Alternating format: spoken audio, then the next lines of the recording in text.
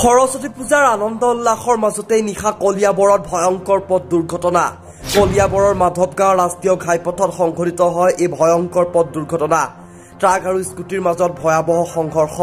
ট্ৰাকৰ পাছফালে স্কুটি আৰোহীয়ে প্ৰচণ্ড বেগত আহি খুন্দা মৰাৰ ফলতেই সংঘটিত হয় এই দুৰ্ঘটনা। এই দুৰ্ঘটনাত স্কুটি আৰোহীজন আহত হয়। ঘটনাস্থলীত কলিয়াবৰ আৰক্ষী উপস্থিত হৈ আহত যুৱকজনক সংকটজনক অৱস্থাত কলিয়াবৰ সমজিলা চিকিৎসালয়ত ভৰ্তি কৰে। যুৱকজনক সংকটজনক অৱস্থাত চিকিৎসকে উন্নত চিকিৎসাৰ বাবে তেজপুৰলৈ প্ৰেৰণ কৰে।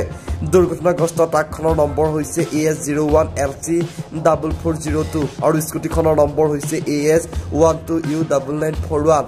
এই দুৰ্ঘটনাত আহত যুৱকজন কলিয়াবৰৰ হাতীগাঁৱৰ সুদীপ্ত বৰা বুলি জানিব পৰা গৈছে। মই কিন্তু সবিশেষ নাই, অলপ দূৰত আছিলো। দূৰৰ পৰাহে যেতিয়া চেটেপকে উঠিছে এইবোৰ ভাবিছিলো কিবা বস্তু এটা পৰিছে বুলিহে। ওচৰ আহি পাওঁতেহে দেখিছো যে এই স্কুটিখনৰ সৈতে ল'ৰাটো পৰি আছে। কিহৰ লগত লাগিছে গাড়ী স্কুটি লাগিছে মানে সেই এইখিনিতে ট্ৰাক এখন ৰাখি থৈছিলে। ভাবিছিলো যে ট্ৰাকখনৰ ড্ৰাইভাৰ নে হেণ্ডিমেনটো নামি আহি কৈছে আমাক মাৰিছে সি। তেনেকে ল'ৰাজন ক'ৰ পৰা ক'লে আহি আছিলে?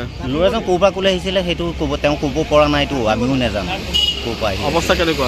অৱস্থা মানে কি মুখখন ধৰিব নোৱাৰি, গোটেই তেজে লুটুৰি মুখখন।